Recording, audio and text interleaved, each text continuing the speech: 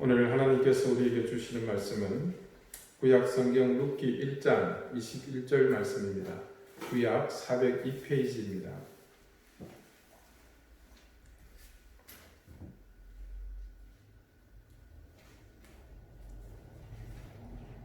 룻기 1장 21절의 말씀을 제가 봉독하겠습니다. 다 같이 하나님의 말씀을 경청하십시오. 내가 풍족하게 나갔더니 여호와께서 내게 비어 돌아오게 하셨느니라. 여호와께서 나를 징벌하셨고 전능자가 나를 괴롭게 하셨거늘 너희가 어찌 나를 나옴이라 부르느냐 하니라. 아멘. 하나님께서 이 말씀으로 우리에게 은혜 주시기를 원합니다. 오늘은 풍족하게 나갔더니라는 제목으로 하나님의 말씀을 증거하겠습니다. 방금 읽어드린 오늘 본문 말씀의 서두에 한 가지 눈여겨봐야 할 내용이 있습니다. 그것은 엘리멜렉의 가정이 베들레헴을 떠나 모압으로 갈 때의 상황이 증거되어 있는 말씀입니다. 엘리멜렉의 가족이 베들레헴을 떠날 때 마치 쫓기듯 아니면 굶주림에 지쳐서 살 길을 찾아서 떠난 것으로 다들 이해를 하시겠지만 말씀은 그런 우리의 추측을 여지없이 깨버립니다. 내가 풍족하게 나갔더니 라고 증거합니다. 여러분 기억하실지 모르겠지만 룻기를 처음 시작하면서 이 부분에 대해서 나중에 다시 한번 깊이 다룰 기회가 있을 것이라고 말씀을 드렸었습니다. 오늘은 그래서 엘리멜렉의 가정이 어떤 이유로 베들레헴을 떠난 것인지, 그리고 오늘 말씀에 증거하고 있는 그들이 모압으로 떠날 때의 형편, 풍족하게 나갔더니가 의미하는 바가 무엇인지를 세세히 살펴보고자 합니다. 제가 가진 주석과 여러 자료들을 통해서 오늘 룻기 1장 21절의 서두에 기록된 풍족하게 나갔다는 말의 의미를 찾아보았지만 뚜렷하게 그 의미를 설명해 주는 데가 없었습니다. 단지 한국교회 100주년 기념 주석만이 이 부분을 이렇게 주석하고 있습니다. 나오미가 베들레헴 아낙네들에게 한 말 가운데 자기가 고향을 떠날 때는 풍족했었는데 여호와께서 자기로 텅 비어 돌아오게 하셨다는 말이 있다. 고향을 떠날 때는 남편과 두 아들이 있었으니 풍족했었지만 그들을 다 잃고 왔으니 여호와께서 자기를 빈 털터리로 만드셨다고 말하는 것이다. 자, 여러분 이 주석에서 설명하고 있는 의미가 쉽게 이해가 되시죠? 그런데 말입니다. 단지 이 주석의 저자가 말한 대로 이 본문의 뜻이 표면적 이유보다 그런 은유적 표현이 더 적절할까라는 의문이 잠시 들었습니다. 실제로 나오미의 말을 그대로 옮기자면 내가 풍족하게 나갔더니, 자, 재물의 여부가 그랬다고 보는 것이 우선은 상식적인 이해일 것입니다. 여기서 풍족하다와 또 반대 의미인 텅 비었다로 표현된 이 상반되는 의미의 두 단어는 히브리어로 각각 멀레라와 레캄입니다. 성경에서 이 단어가 쓰인 용례를 찾아보니까 대부분이 룻기에서 사용된 것과 다르지 않았습니다.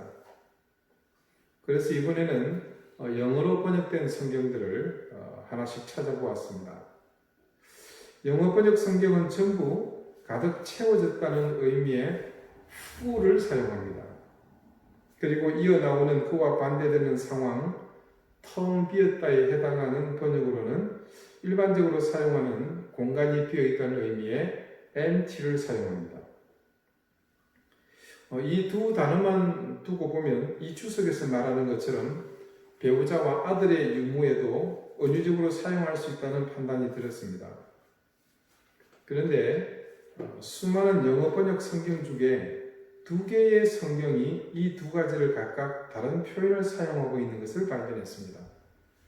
먼저 한 번역본은 물리적으로 무조건 가득하다라고 번역되는 full 대신에 양의 많고 적음을 의미할 때 사용하는 plenty를 사용하고 있는 곳이 있었습니다.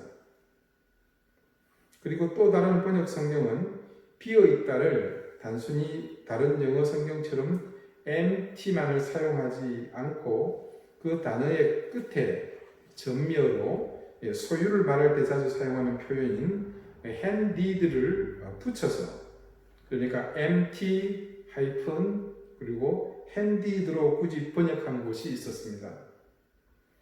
그러니까 이 두 영어 성경은 일반적으로 은유적인 표현도 가능할 수 있는 다른 번역본의 단어 선택과 달리 제한적으로 단지 소유의 많고 적음을 정확히 지적해서 그 제한된 의미로 번역하고 있다고 보는 것입니다.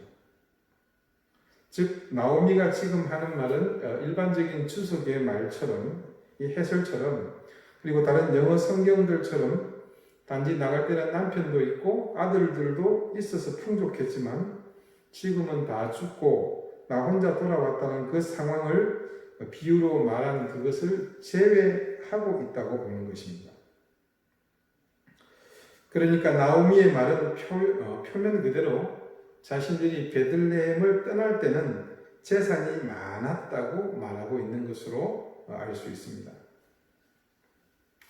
그러면 흉년이 들어서 베들레헴 성이 살기가 어려워서 모압으로 이주했노라고 우리가 일반적으로 이해하고 있지만 이 말씀을 놓고 볼 때 이들은 실제로 그 흉년으로 인해서 굶주리지 않았다는 것을 알 수 있습니다.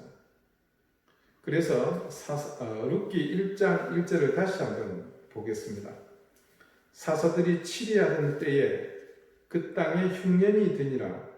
유다 베들레헴의 한 사람이 그의 아내와 두 아들을 데리고 모압 지방에 가서 거류하였는데, 자, 1절 말씀을 다시 보니까 그때 베들레헴에 흉년이 든 것은 맞는데 그 흉년이 이 가족을 모압으로 이주하게 만든 실제적인 이유는 아니라고 볼 수도 있습니다.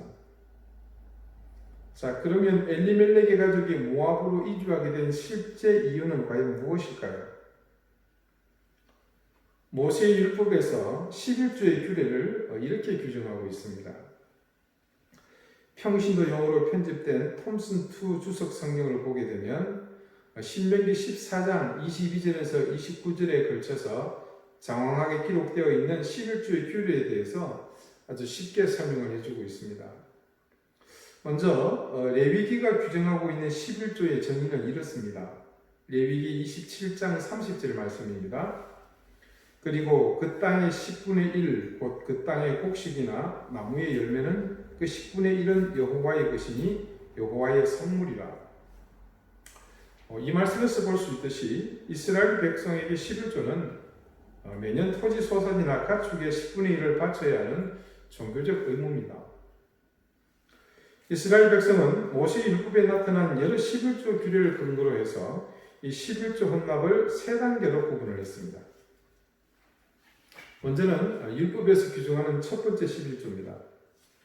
이것을 민수기 18장 21절에서 24절까지의 말씀이 이렇게 증가합니다. 내가 이스라엘의 11조를 레위 자손에게 기업으로 다 주어서 그들이 하는 일, 곧 회막에서 하는 일을 감나니 이후로는 이스라엘 자손이 회막에 가까이 하지 말 것이라. 죄값으로 죽을까 하노라. 그러나 레위인은 회막에서 봉사하며 자기들의 죄를 담당할 것이요 이스라엘 자손 중에는 기업이 없을 것이니 이는 너희 대대의 영원한 율례라. 이스라엘 자손이 여호와께 거제로 드리는 11조를 레위인에게 기업으로 주었으므로 내가 그들에 대하여 말하기를 이스라엘 자손 중에 기업이 없을 것이라 하였노라. 자, 이 규례에 따르면 한 해의 추수가 끝나면 백성들은 먼저 모든 소출의 10분의 1을 구별해서 자기 성중에 거하는 레위인들에게 주어야 했습니다. 그러면 레위인들은 백성들로부터 받은 그 11조에서 다시 10분의 1을 구별해서 하나님께 거제로 드려야 했는데 이것은 곧 제사장들의 몫이 되었다고 율법이 규정하고 있습니다. 자, 이처럼 분배받은 기업이 없이 성막에서 종교적 직무에만 전념하는 레위인들과 제사장들의 생계를 보장해 주기 위해서 이스라엘 백성들이 바쳐야 하는 11조의 첫 단계입니다. 이것을 첫째 11조라고 부릅니다. 다음은 둘째 11조, 일명 축제의 11조라고 불리는 것입니다. 이것은 첫째 11조를 바친 백성들이 그 나머지 소출, 그러니까 10분의 9가 남아있죠. 그 가운데서 다시 10분의 1을 구별하는 것을 가리킵니다. 자, 이것은 자신들이 중앙 성소로 가지고 올라가는데 한 해 동안 풍성한 복을 내려주신 하나님께 감사 축제를 드리는 비용으로 사용되었습니다. 이 감사 잔치에는 가족과 친지는 물론 수하의 남녀 종들과 성중의 레위인들까지 모두 참여했습니다. 마지막으로 셋째 11조입니다. 신명기 26장 12절의 말씀을 잠깐 읽어드립니다. 셋째 해 곧 11조를 드리는 해에 내 모든 소산의 11조 내기를 마친 후에 그것을 레위인과 객과 고아와 과부에게 주어 내 성읍 안에서 먹고 배부르게 하라. 여러분 이스라엘은 아시는 대로 매 7년째는 경작을 하지 않습니다. 안식년에는 쉬지요. 그래서 그때는 11조를 드리지 않습니다. 실제로 이 안식년 때문에 이스라엘 백성들은 그래서 6년간 매년 11조를 드리고 7년째 되는 해에는 쉬게 됩니다. 그래서 모든 것은 안식년을 기준으로 계수를 하게 되는데 안식년을 기준으로 했을 때 제 세 번째 해, 3년과 또 반복되는 3년 후 6년째 되는 해에는 조금 전에 읽어드린 말씀과 같이 둘째 11조로 잔치를 베푸는 대신에 각 처소에서 그것을 모아서 성중에 거하는 레위인, 또 나그네, 가난한 자, 고아, 과부 등을 위한 구제비로 사용을 했습니다. 그리고 이때 백성들은 자신들이 마련한 이 둘째 11조를 율법대로 가난한 이웃들을 위해 거짓없이 사용했노라고 하나님 앞에 맹세해야 했습니다. 따라서 이 셋째 11조는 따로 구별된 11조가 아니고 짐작하셨겠지만 둘째 11조와 동일한 것입니다. 다만 용도가 다를 뿐입니다. 즉 둘째 11조는 안식년을 기준으로 매 1년, 2년, 또 3년 빼고요. 4년, 5년. 그때는 이제 감사 축제용으로 사용이 되었고요. 셋째 11조는 빠져있는 그 3년과 6년째에 이웃을 위한 구제용으로 쓰인 겁니다. 그래서 이스라엘 백성은 실제로 11조를 이렇게 두 번 드려야 했습니다. 의무적으로 드려지는 첫 번째 11조는 성막 유지와 관련된 비용, 요즘 말하면 이제 교회 유지 비용으로 사용된 것이죠. 자, 그 다음 감사 의미로 드려지는 두 번째 혹은 세 번째 11조는 교회 유지 비용이 아니라 이웃과의 나눔이나 구제를 위해서 사용되었습니다. 이스라엘 백성들은 이 규례를 정확하게 지켰습니다. 특히나 이 11조의 규례 가운데는 첫째 11조라고 불리는 용도로 모여진 헌물이 셋째 11조라고 불리는 그 용도로 모여진 헌물이 아주 중요한 용도로 쓰입니다. 그것은 앞서 말씀드린 것처럼 고아와 과부를 위한 용도입니다. 그래서 율법은 그 용도에 대해서 내가 분명히 그렇게 사용했노라고 하나님 앞에서 선포하도록, 즉 반드시 지키도록 회중 앞에서 선언하게 만든 것입니다. 제가 설교 중에도 몇 번 말씀을 드렸고 또 성경 공부 중에서도 말씀을 드렸지만 그 시대에 어린아이나 부녀자는 사회 구조상 생산활동, 이 경제활동을 할 수 없었습니다. 그래서 가정에 일할 수 있는 남자가 없으면 그들은 생계가 막막할 수밖에 없습니다. 더군다나 그런 시대이니 부모를 잃은 아이들은 더 처지가 딱합니다. 그러니 그 성이나 마을 공동체에서 거둔 11조는 고아나 과부들에게 굉장히 중요한 생계의 수단이었습니다. 이렇게 어려운 이웃을 위해서 반드시 공동체는 자신들의 수입을 나누도록 율법으로 하나님은 명시해 놓은 것입니다. 자, 그렇다면 다시 처음으로 돌아가겠습니다.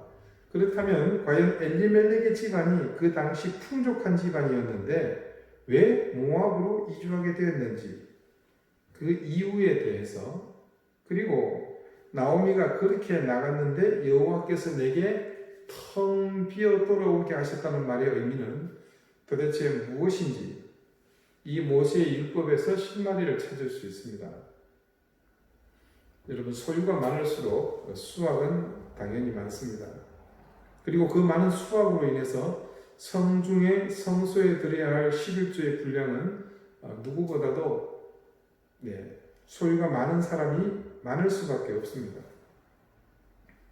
그런데 그런 11조의 의무도 의무지만 룻기의 서두에 밝히고 있듯이 그 시대에 흉년이 들었습니다. 그렇다면 소유가 상대적으로 많았던 엘리멜렉의 집은 그 성중에 흉년으로 더욱 큰 고통을 겪고 있는 고아와 과부 같은 가난한 이웃에 대한 구제의 의무 역시 다른 집보다 상대적으로 많았을 것입니다. 그런데 나오미가 고백하듯이 풍족했지만 어떻게 했습니까? 나갔습니다. 무슨 의미겠습니까? 엘리멜렉의 집안이 그 성에 먹을 것이 없어서 굶주리고 있는 이웃들을 외면하고서 자신의 재산이 충나는 것을 막으려고 이방 땅으로 피신했다고 밖에는 볼 수 없는 노릇입니다. 더군다나 그렇게 풍족하게 도망치듯 나간 그들을 하나님이 어떻게 대하셨습니까? 그 재산을 텅 비게 하셨습니다. 자, 그렇다면 이제 그들이 모압으로 떠난 이유가 재산 때문이었다는 것을 충분히 짐작할 수 있지 않겠습니까? 여러분, 이스라엘 백성이 왜 11조를 드렸을까요? 그 이유를 모세는 정확히 밝히고 있습니다. 이유는 다른 데 있지 않습니다. 신명기 12장 10절의 말씀을 제가 잠시 읽어드립니다. 너희가 요단을 건너 너희 하나님 여호와께서 너희에게 기업으로 주시는 땅에 거주하게 될 때, 또는 여호와께서 너희에게 너희 주위의 모든 대적을 이기게 하시고 너희에게 안식을 주사 너희를 평안히 거주하게 하실 때에, 그때에 뭘 하라는 겁니까? 11조를 드리라는 겁니다. 이 말씀은 하나님이 11조를 명하시기 전에 그 서두에 하신 말씀입니다. 이 말씀을 간단히 설명하면 이렇습니다. 여호와 하나님께서 지금 그들에게 살게 하신 이 땅, 그들이 거주하면서 생업을 일구고 농사를 지어 소출을 얻게 된 이 모든 것이 지금 하나님께서 너희에게 주신 것이라는 의미입니다. 그래서 11조의 명령에 앞서 이 말씀을 먼저 하시는 이유는 너희가 이제 거두게 될 모든 수확이 모두 여호와 하나님께서 주신 것이라는 사실을 전제하라는 것입니다. 나오미가 말하는 그대로 하나님께서 비어 돌아오게 하셨습니다. 풍족했던 것이 어떻게 비게 되었습니까? 그 역시 그녀가 이어서 고백하지 않습니까?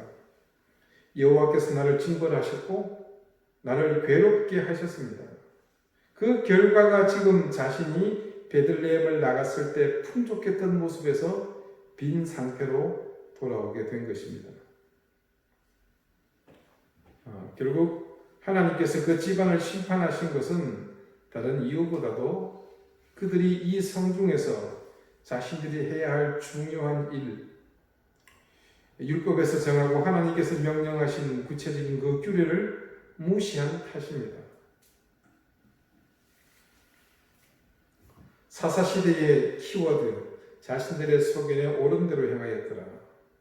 자, 엘리멜렉의 집안은 그랬습니다. 자신들의 소유가 많고 풍족하게 되는 것이 그들은 하나님의 은혜라는 사실을 망각하고 살았던 것입니다. 오로지 생각하기에 자신들의 소유라는 생각이 컸던 것으로 보입니다. 그래서 흉년에 자신들의 소유가 축나는 것을 방지하려고 자신의 소유를 지키려고 하나님의 낯을 피해 모압으로 이주했던 것입니다.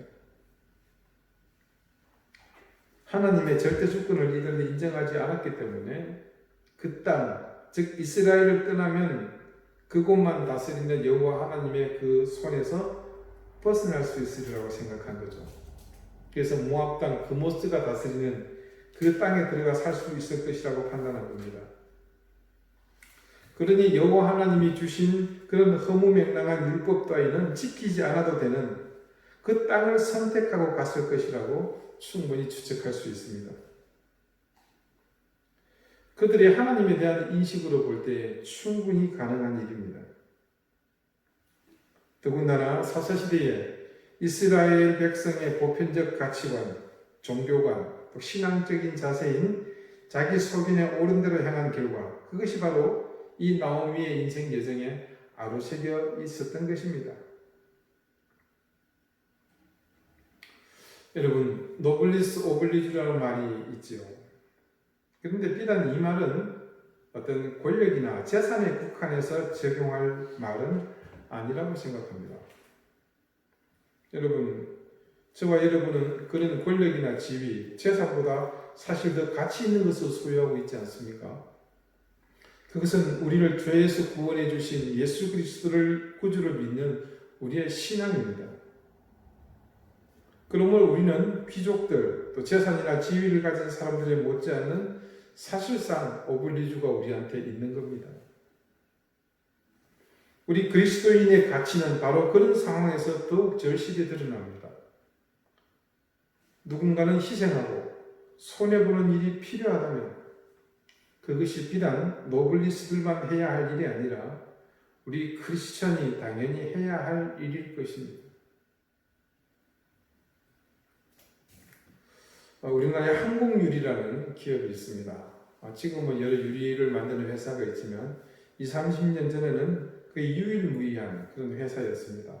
이 한국유리를 창업하셨던 고 최태섭 장로님은 아주 독실한 크리스찬으로 알려져 있습니다. 이분이 해방 전 중국에서 큰 공장을 경영하시면서 많은 돈을 벌었습니다.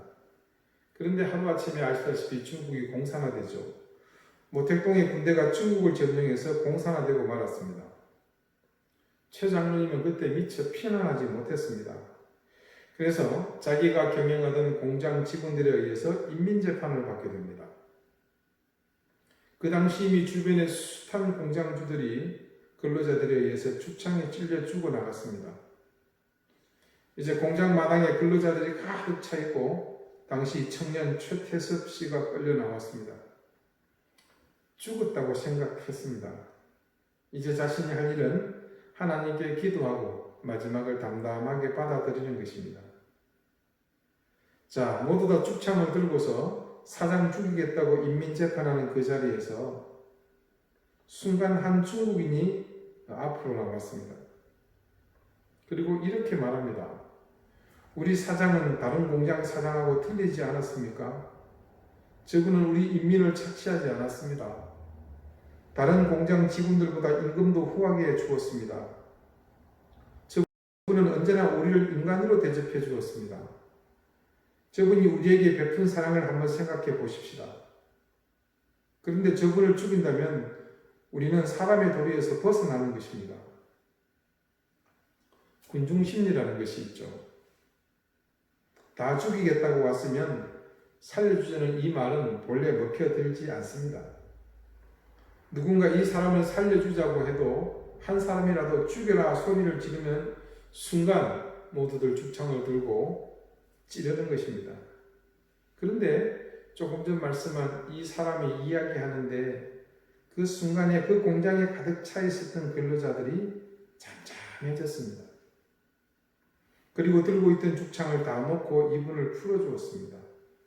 그래서 구사일생으로 한국으로 돌아왔다고 간증하십니다.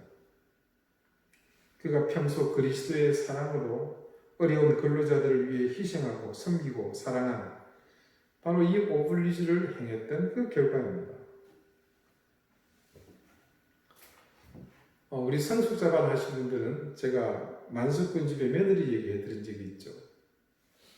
옛날에 어느 만석군 집에 똑똑한 며느리가 들어갔습니다. 가만히 보니까 시어머니가 광 열쇠를 들고 경제권을 행사하는데 아무에게나 막 퍼주는 것입니다. 머슴이든 동네 사람이든 소장농이든 와서 아쉬운 소리만 하면 그냥 퍼주는 것입니다. 그래서 이른바 신식 교육을 받고 깨인 며느리는 우리 시어머님은 살림을 규모 있게 하실 줄 모르시는구나. 나중에 내가 담당하게 되면 그때는 절대 저렇게 하지 말아야지 라고 생각했습니다.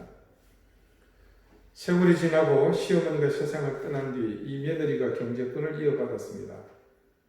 자, 신식 교육받은 사람답게 가계부 적어가면서 가능한 한 아낄 것은 아끼면서 알뜰하게 살림을 꾸렸습니다. 그런데 중요한 것은요, 그때부터 만석이 나지 않는 것입니다. 무슨 차이였겠습니까? 시어머니가 며느리 보기에는 해픈 것 같았지만 실은 그렇게 함으로써 많은 사람을 위한 그늘이 되어준 것입니다. 그 그늘 밑에서 사람들은 아주 신명나게 살았습니다. 그러나 이 젊은 며느리는 가계부는 알뜰하게 꾸렸는지 모르지만 함께 있는 사람들을 위한 그늘이 되지 못했습니다. 그러니 예전같이 만석이 나올 리가 없었습니다. 여러분, 내가 그리스도인으로 이 세상을 사는 동안 타인을 위한 그늘이 된다면 얼마나 멋진 인생이겠습니까? 세월이 흐를수록 나뭇가지가 무성해져 더 큰 그늘을 이루듯이 우리가 하나님의 자녀로 세상에서 살면서 우리의 어블리주를 실천하는 것은 바로 이런 그늘이 되어서 세상 가운데 하나님의 나라, 하나님의 그늘을 만들어가는 것입니다. 우리의 소유에 대한 성경적 가르침은 철저한 청지기 의식입니다. 그것은 앞서 말씀드린 대로 나의 모든 소유가 하나님에게서 왔음을 인식하는 데서부터입니다. 청지기 의식이 없이는 앞에서 말한 그 만석군 집안의 며느리처럼 됩니다. 그리스도인이 스스로 청지기라 고백하는 이유는 자신의 소유가 자신의 것이 아니라 하나님의 것이라고 믿기 때문입니다. 이것이 말로는 쉽지만 그리스도인 가운데 이런 청지기 의식을 삶으로 실천하는 사람은 드뭅니다. 우리가 청지기임을 입으로 고백하고 11조와 헌금을 꼬박꼬박 하면서도 타인을 위한 그늘이 되지 못하는 것은 우리의 물질 중에 타인을 위한 몫이 있다는 사실을 인식하지 못하기 때문입니다. 만석군 집의 시어머니는 그것을 알고 있었습니다.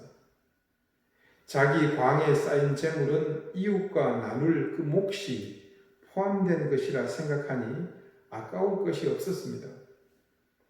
그래서 시어머니는 넉넉한 그늘이 될 수 있었습니다. 그러나 며느리에게는 전부 내 것이었습니다.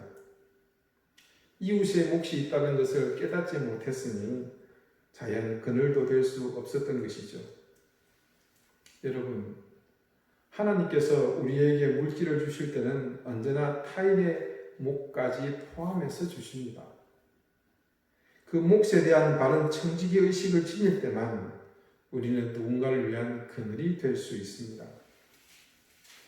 여러분 소유의 많고 적음은 결코 중요하지 않습니다. 많은 소유는 그 분량만큼 해야 할 큰 일이 있지만 작은 소유는 작으나 결코 하찮지 않은 일에 그에 못지않은 필요가 있습니다. 비단 재물뿐이겠습니까?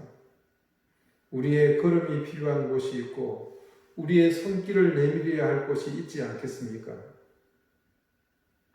우리 주님은 지금 이 세상의 곳곳에서 눈물을 흘리며 애통해하는 사람들의 눈물을 닦아주시며 그리고 아파하며 신음하는 사람들의 손을 잡아주시며 저와 여러분이 그곳으로 당신의 이름을 들고 오시기를 기다리십니다.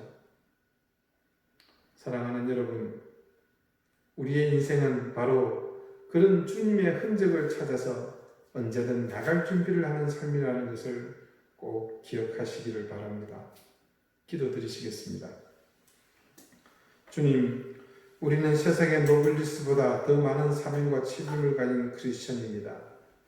지금껏 우리의 신앙이 나 자신을 위해서 그리고 내 가족만을 위해서 제한된 지경에 머물렀다면 이제는 주님께서 사랑하시는 이 세상을 향해 눈을 돌리게 해 주십시오.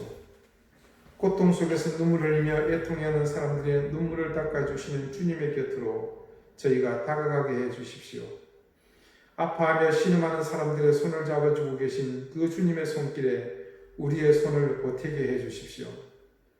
운명적으로 가난 속에서 벗어날 수 없는 이웃들을 향해 질고로 고통받는 이들을 향해 그리고 소외와 천대, 멸시 가운데 힘겨운 인생을 사는 이웃들을 향해 걸음을 옮기게 해 주십시오. 우리가 크리스천 된 참된 가치가 그곳에서 드러나게 됨을 깨닫고 이제 우리도 그런 가치 있는 인생, 성숙한 하나님의 자녀로 살게 해 주십시오. 예수 그리스도 이름으로 기도드리옵나이다. 아멘.